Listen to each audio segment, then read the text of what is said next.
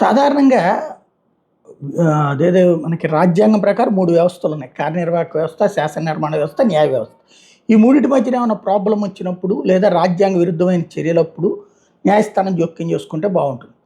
ఈ దేశంలో current bill కట్టకపోతే కరెంట్ కనెక్షన్స్ తీసేయడం అనేది జరుగుతూ ఉంటది.